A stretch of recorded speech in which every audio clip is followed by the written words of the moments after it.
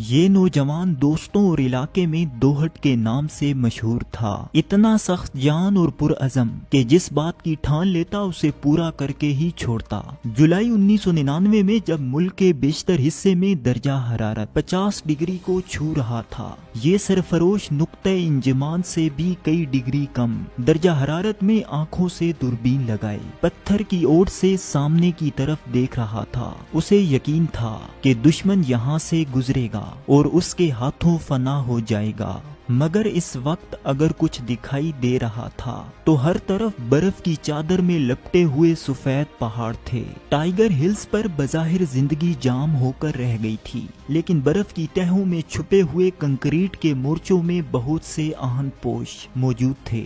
دوہٹ اپنی عقابی نظروں سے انہی مورچوں میں زندگی کے آثار تلاش کر رہا تھا۔ او لالک جان، اس نوجوان نے دوربین آنکھوں سے ہٹا کر اپنے عقب میں دیکھا تو ایک ساتھی کہہ رہا تھا، صوبیدار صاحب کہہ رہے ہیں اب تم آرام کر لو۔ لالک جان جو گزشتہ 2 راتوں سے چاروں اطراف سے دشمن سے لڑ رہا تھا، مسکرا کر بولا، تم نہیں جانتے میں ارادے کا کتنا پکا ہوں۔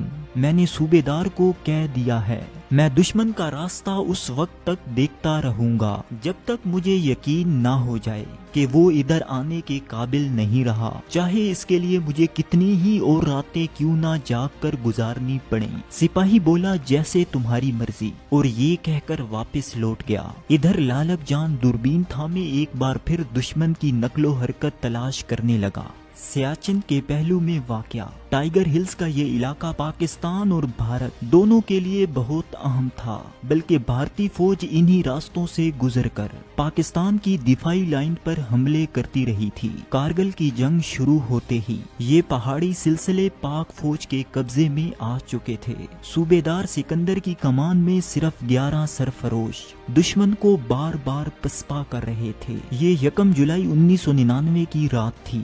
دشمن نے ایک بار پھر پوری طاقت سے حملہ کر دیا، جسے پسپا کرنے کے بعد صوبیدار سکندر نے اپنے 11 ساتھیوں سے مخاطب ہو کر کہا کہ اگر صبح کا سورج طلوع ہونے سے پہلے بھارتی مورچوں کے درمیان بارودی سرنگیں بچھا دی جائیں تو دشمن پیش قدمی کے قابل نہیں رہے گا۔ لالک جان نے کہا، سر میرے نانا نے میرا نام دوہٹ اس لیے رکھا تھا کہ طوفان میں جنم لینے والا یہ بچہ طوفانوں سے ٹکرائے گا۔ آپ نے جو ذمہ داری مجھے سونپی ہے انشاءاللہ میں پوری کر کے ہی لوٹوں گا۔ یہ کہتے ہی لالک جان بارودی مواد کا تھیلا اٹھائے کسی چھلاوے کی طرح برف پوش پہاڑوں میں گم ہو گیا اور ٹائیگر ہلز کے مقابل اس پہاڑی سلسلے کی جانب بڑھنے لگا جہاں دشمن نے مورچے سنبھال رکھے تھے۔ 1 گھنٹے کے اندر ہی اس نے بارودی سرنگوں کا جال بچھا دیا اور 2 ہی گھنٹوں بعد دشمن اسی جال میں پھنس چکا تھا۔ ٹائیگر ہلز پر قبضے کے لیے جیسے ہی دشمن نے قدم آگے بڑھائے،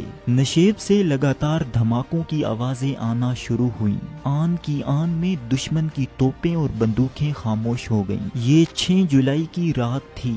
دشمن ایک بار پھر ٹائیگر ہلز پر قبضے کے لیے آگے بڑھا۔ وہ کیمیکل ہتھیار بھی استعمال کر رہا تھا۔ اس لڑائی میں صوبیدار سکندر اور اس کے 7 ساتھی شہید ہو گئے۔ اب لالک جان اور 3 ساتھی ہی باقی رہ گئے تھے جو دشمن کے سامنے سیسا پلائی ہوئی دیوار بنے ہوئے تھے۔ 7 جولائی کو بھارت نے ٹائیگر ہلز پر بارود کی بارش کر دی، جس سے لالک جان کے باقی 3 ساتھی بھی شہید ہو گئے۔ اب اس جان لیوا وادی میں لالک جان کی جان اکیلی تھی۔ رات بھر کی شدید فائرنگ اور گولہ باری سے لالک جان کا ایک بازو شل ہو چکا تھا۔ اس نے شدید زخمی حالت میں کندھے سے لٹکے ہوئے بازو کے ساتھ دشمن کو الجھائے رکھا، یہاں تک کہ جوانوں کا ایک اور دستہ اس تک پہنچ گیا۔ لالک جان کے ذہن میں ایک خیال آیا، اس نے اپنے کمانڈر کو بھی قائل کر لیا۔ اچانک بارود کا تھیلا چھاتی کے ساتھ باندھا اور اپنے زخموں کی پرواہ کیے بغیر گھاٹیوں میں اتر گئے۔ ٹھیک آدھے گھنٹے بعد دشمن کا مورچہ دھماکوں سے گونج اٹھا۔ کچھ لمحوں بعد کلاشنکوف کی گولیوں کی آواز آئی اور پھر سناٹا چھا گیا۔ کیپٹن نے 2 کمانڈوز کو لالک جان کی تلاش میں آگے بھیجا۔ ایک نے دشمن کو الجھائے رکھا تو دوسرا لالک جان کی گولیوں سے چھلنی ناش اٹھا لایا، جہاں دشمنوں کی لاشیں، تباہ شدہ توپیں اور اسلحہ بکھرا پڑا تھا۔ کارگل کے برف پوش پہاڑ گواہ ہیں کہ اللہ کے اس سپاہی نے کمک پہنچنے سے پہلے تنہا ہی بہادری اور شجاعت کی ناقابل فراموش تاریخ رقم کی۔ انہوں نے اپنی شہادت سے قبل اکیلے ہی دشمن کو ناقابل تلافی نقصان پہنچایا تھا۔ جس چوکی کی حفاظت حوالدار لالک جان کے سپرد کی گئی تھی، اس کے ارد گرد دشمن کی لاشوں کے انبار لگ چکے تھے۔ لالک جان نے وطن کی خاطر جان دے دی، لیکن انتہائی زخمی ہونے کے باوجود چوٹی کو دشمن کے لیے خالی نہیں چھوڑا۔ اس بہادری کے صلے میں لالک جان کو بعد از شہادت فوج کا سب سے بڑا اعزاز نشان حیدر دیا گیا۔